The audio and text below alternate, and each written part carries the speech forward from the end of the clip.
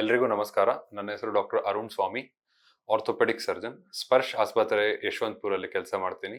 Evening clinic in Arohan ortho and gynae clinic, HBR layout. Fracture ಎಂದರೆ ಏನು, ಅದರ ರೋಗ ಲಕ್ಷಣಗಳೇನು, ಎಲ್ಲ ಫ್ರಾಕ್ಚರ್ಸ್ಗೂ ಆಪರೇಷನ್ ಅವಶ್ಯಕತೆ ಇದೆಯಾ ಇಲ್ವಾ, ಈ ಎಲ್ಲ ವಿಷಯಗಳು ನಿಮಗೆ ತಿಳ್ಕೊಬೇಕಂತಾರೆ ಈ ವಿಡಿಯೋವನ್ನ ಪೂರ್ತಿಯಾಗಿ ನೋಡಿ.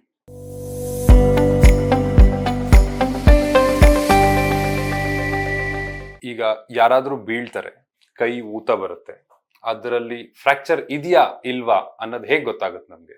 ಮೊದಲನೇದಾಗಿ ಡೆಫಿನೆಟ್ ಆಗಿ ಫ್ರಾಕ್ಚರ್ ಇದೆ ಅಂತ ಗೊತ್ತಾಗೋದು ಹೇಗೆ ಅಂತಂದ್ರೆ, ಕೈ ಊತ ಜೊತೆಗೆ ಡಿಫಾರ್ಮಿಟಿ, ಬಾಗಿರೋದು, ಮತ್ತೆ ಕೈ ಆಗ್ಲಿ ಕಾಲಾಗ್ಲಿ ಆ ಭಾಗವನ್ನ ಸ್ವಲ್ಪ ಮೂವ್ ಮಾಡಿದ್ರು ಬಹಳ ನೋವಾಗೋದು. ಹೀಗಿದ್ದಾಗ ನಾವು ಫ್ರಾಕ್ಚರ್ ಆಗಿದೆ ಅಂತ ಅಸ್ಯೂಮ್ ಮಾಡ್ಕೊಂತೀವಿ. ಅದಲ್ಲದೆ ಬರೀ ಸ್ವೆಲ್ಲಿಂಗ್ ಇತ್ತಪ್ಪ, ಬೇರೆ ಏನು ಪ್ರಾಬ್ಲಮ್ ಇಲ್ಲ ಅಂತಂದ್ರೆ ಅದು ಕೂದಲ ಫ್ರಾಕ್ಚರ್ ಆಗಿರೋ ಚಾನ್ಸ್ ಇದ್ದೇ ಇರುತ್ತೆ. ಹಾಗಾಗಿ ಯಾವಾಗೇ ಆಗಲಿ, ಯಾರೇ ಬಿದ್ದು ಮೇಜರ್ ಸ್ವೆಲ್ಲಿಂಗ್ ಇದೆ ಅಂತಂದ್ರೆ ಕನ್ಫರ್ಮೇಶನ್ಗಾಗಿ ಒಂದು ಸಿಂಪಲ್ ಎಕ್ಸ್ರೇ ಮಾಡಿಸೋದು ಉಚಿತ.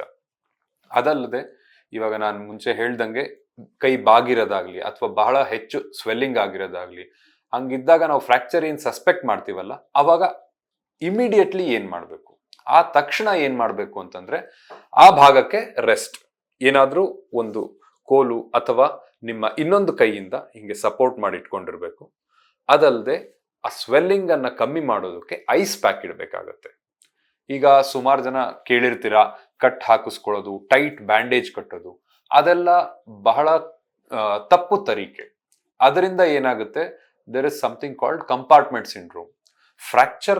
ಫ್ರಾಕ್ಚರ್ ಅಥವಾ ಯಾವುದೇ ಏಟು ಬಿದ್ದ ತಕ್ಷಣ ಅಲ್ಲಿ ಬ್ಲಡ್ ಸಪ್ಲೈ ಜಾಸ್ತಿ ಆಗುತ್ತೆ.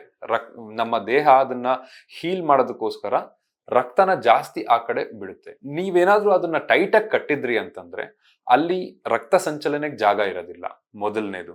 ಆಮೇಲೆ ನಿಮ್ಮ ಒಳಗಿನ ಮಸಲ್ಸ್ ಅವೆಲ್ಲ ಸತ್ತು ಹೋಗ್ತವೆ. ಕೊನೆಗೆ ಅದನ್ನ ಕಂಪಾರ್ಟ್ಮೆಂಟ್ ಸಿಂಡ್ರೋಮ್ ಅಂತ ಹೇಳ್ತೀವಿ. ಒಳಗಡೆ ಪ್ರೆಷರ್, ಮಸಲ್ಸ್ಗೆ ಊತ ಆಗಕ್ಕೆ ಜಾಗ ಬೇಕಾಗಿರುತ್ತೆ, ಆದ್ರೆ ಎಕ್ಸ್ಪ್ಯಾಂಡ್ ಆಗಕ್ಕೆ ಜಾಗ ಇಲ್ದಂಗೆ ಅಷ್ಟು ಟೈಟಾಗಿ ಕಟ್ಬಿಟ್ಟಿರ್ತಾರೆ. That will lead in to dreadful consequences. ಮತ್ತೆ ನಮಗೆ ಮೂಡೋ ಪ್ರಶ್ನೆ, ಎಲ್ಲಾ ಫ್ರಾಕ್ಚರ್ಸ್ ಗಳಿಗೂ ಸರ್ಜರಿ ಅವಶ್ಯಕತೆ ಇದೆಯಾ?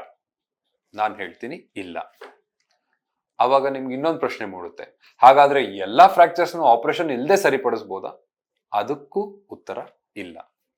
ಮೊದಲನೇದಾಗಿ ಫ್ರಾಕ್ಚರ್ ಅನ್ನ ಸರಿಯಾಗಿ ಇವ್ಯಾಲ್ಯೂಯೇಟ್ ಮಾಡಬೇಕು, ಒಂದು ಎಕ್ಸ್ರೇ ಮಾಡಬೇಕು. ಅವಾಗ ನಮಗೆ ಗೊತ್ತಾಗುತ್ತೆ ಆ ಫ್ರಾಕ್ಚರ್ ಕೂದಲೆಳೆಯ ಫ್ರಾಕ್ಚರ್ ಅಥವಾ ಪೂರ್ತಿ ಮೂಳೆ ಕಟ್ಟಾಗಿ ಸರ್ದಿದ್ಯಾ ಅಥವಾ ಅರ್ಧ ಮೂಳೆ ಕಟ್ಟಾಗಿದ್ಯಾ ಅನ್ನೋದು ನಮಗೆ ಕರೆಕ್ಟ್ ಆಗಿ ಗೊತ್ತಾಗುತ್ತೆ.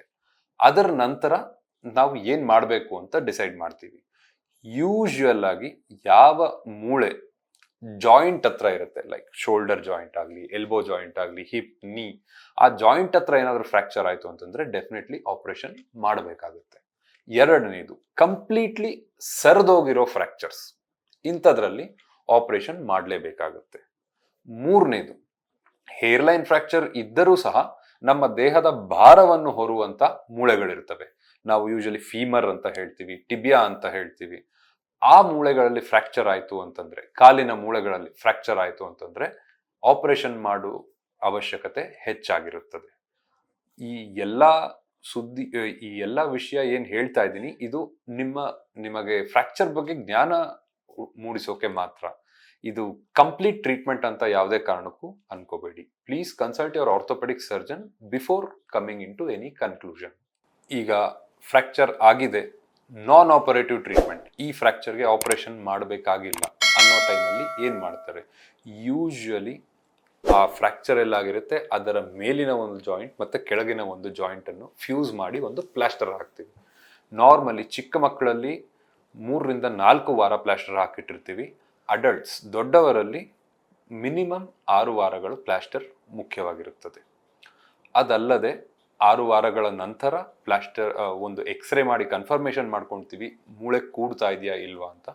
ಕೂಡ್ತಾ ಇರುವಾಗ ಪ್ಲಾಸ್ಟರ್ ತೆಗೆದ್ಬಿಟ್ಟು ನೆಕ್ಸ್ಟ್ ಫಿಸಿಯೋಥೆರಪಿ. ಆ ಫಿಸಿಯೋಥೆರಪಿ ಅಂತಂದ್ರೆ ಮೂಮೆಂಟ್, ಪ್ಲಾಸ್ಟರ್ ಹಾಕಿ ಇಮ್ಮೊಬಿಲೈಸ್ ಮಾಡಿರೋದ್ರಿಂದ ಮೂಳೆಗಳು ಸ್ಟಿಫ್ ಆಗಿರ್ತವೆ. ಆ ಸ್ಟಿಫ್ನೆಸ್ ಅನ್ನ ಬಿಡಿಸೋದಕ್ಕೋಸ್ಕರ ಫಿಸಿಯೋಥೆರಪಿ ಮಾಡಬೇಕಾಗುತ್ತೆ. ಅದು ಪರ್ಸನ್ ಟು ಪರ್ಸನ್ ವೇರಿ ಆಗುತ್ತೆ. ಫಾರ್ ಎಕ್ಸಾಂಪಲ್, ನೀವು ಬಹಳ ಎಕ್ಸಸೈಸ್ ಮಾಡ್ತಾ ಇದ್ದೀರಿ ರೆಗ್ಯುಲರ್ ಆಗಿ ಅಂತಂದ್ರೆ you might get better soon. So be sure that you exercise yourself regularly and move each and every joint of your body daily. ಇದಲ್ಲದೆ operation ಮಾಡಿದ್ರೆ ಏನಾಗುತ್ತೆ, ಆಪರೇಷನ್ನ ಅಡ್ವಾಂಟೇಜಸ್ ಏನು? ಆಪರೇಷನ್ನ ಅಡ್ವಾಂಟೇಜ್ ಏನು ಅಂತಂದ್ರೆ, ಇವಾಗ ಅರ್ಲಿ ಮೊಬಿಲೈಸೇಷನ್ ಅಂತ ಹೇಳ್ತೀವಿ. ಪ್ಲಾಸ್ಟರ್ ಹಾಕಿದ್ವಿ ಅಂತಂದ್ರೆ ಡೆಫಿನೆಟ್ಲಿ 1 ರಿಂದ 1.5 ತಿಂಗಳವರೆಗೂ ರೆಸ್ಟ್ ಕೊಡಬೇಕಾಗತ್ತೆ. ಅದೇ ಆಪರೇಷನ್ ಮಾಡಿದ್ವಿ, ಪ್ಲೇಟ್ಸ್ ಅಂಡ್ ಸ್ಕ್ರೂ ಇಂದ ಫಿಕ್ಸ್ ಮಾಡಿದ್ವಿ ಅಂತಂದ್ರೆ ನಾವು 2-3 ದಿನದ ನಂತರದಿಂದನೇ we can start moving the joints. ಅದರಿಂದ ನಿಮ್ಮ ಜಾಯಿಂಟ್ ಸ್ಟಿಫ್ನೆಸ್ ಅಂತ ಏನು ಹೇಳ್ತಾರೆ ಅದಾಗೋದಿಲ್ಲ.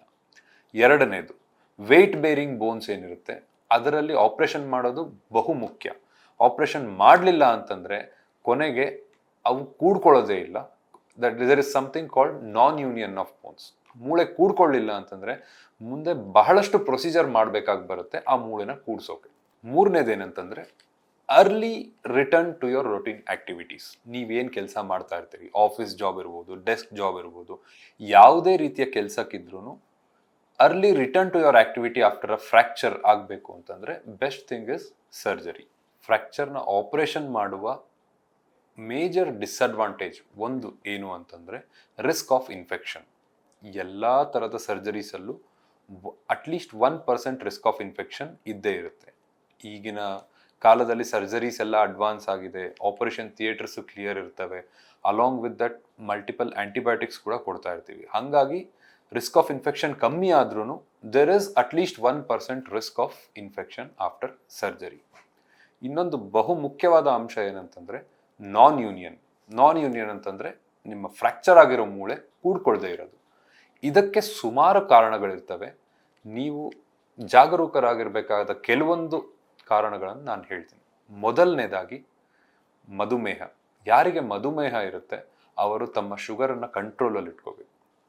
ಎರಡನೇದಾಗಿ ಸ್ಮೋಕಿಂಗ್. ಯಾರು ತಂಬಾಕು ಉತ್ಪನ್ನಗಳನ್ನು ಸೇವಿಸ್ತಾ ಇರ್ತಾರೆ ಅದನ್ನು ಈಗಲೇ ನಿಲ್ಲಿಸಿ. ಯಾವುದೇ ಕಾರಣಕ್ಕೂ ಫ್ರ್ಯಾಕ್ಚರ್ ಇರುವವರು ಅದನ್ನು ಸೇವಿಸಿದ್ರು ಅಂತಂದರೆ ಡೆಫಿನೆಟ್ಲಿ ಫ್ರ್ಯಾಕ್ಚರ್ ಹೀಲ್ ಆಗೋದು ಇಲ್ಲ ಡಿಲೇ ಆಗುತ್ತೆ ಅಥವಾ ನಾನ್ ಯೂನಿಯನ್. ಮೂರನೇದು, ಯಾವ ಫ್ರ್ಯಾಕ್ಚರ್ಗಳಿಗೆ ಆಪರೇಟ್ ಮಾಡಬೇಕೋ ಅದಕ್ಕೆ ಆಪರೇಷನ್ ಇಲ್ದಂಗೆ ಯಾವಾಗ ಟ್ರೀಟ್ಮೆಂಟ್ ಕೊಡೋಕೆ ಹೋಗ್ತೀವಿ ಆವಾಗ it goes in to non union. These are the 3 major things. ಇಲ್ಲಿಗೆ ನಾನು ಅನ್ಕೊಳ್ತೀನಿ ನಿಮ್ಮ ಸಾಕಷ್ಟು ಡೌಟ್ಸ್ ರಿಗಾರ್ಡಿಂಗ್ ಫ್ರ್ಯಾಕ್ಚರ್ಸ್ ಕ್ಲಿಯರ್ ಆಗಿರುತ್ತೆ ಅಂತ. ಇನ್ನೇನಾದರೂ ಡೌಟ್ಸ್ ಇತ್ತು ಅಂತಂದರೆ ದಯವಿಟ್ಟು ಕಮೆಂಟ್ ಮಾಡಿ. I am ready to answer any time. ಧನ್ಯವಾದಗಳು. ಲೇಟೆಸ್ಟ್ ಹಾಗೂ ಇಂಟ್ರೆಸ್ಟಿಂಗ್ ಸುದ್ದಿಗಳಿಗಾಗಿ ಬಾಸ್ ಟಿವಿ ಕನ್ನಡ ಚಾನೆಲ್ನ ಸಬ್ಸ್ಕ್ರೈಬ್ ಮಾಡಿ. ಹಾಗೆಯೇ ಬೆಲ್ ಐಕಾನ್ ಪ್ರೆಸ್ ಮಾಡಿ. ಇದರ ಜೊತೆಗೆ ಫೇಸ್ಬುಕ್, ಇನ್ಸ್ಟಾಗ್ರಾಮ್, ಎಕ್ಸ್ನಲ್ಲೂ ಮಿಸ್ ಮಾಡದೆ ಫಾಲೋ ಮಾಡಿ.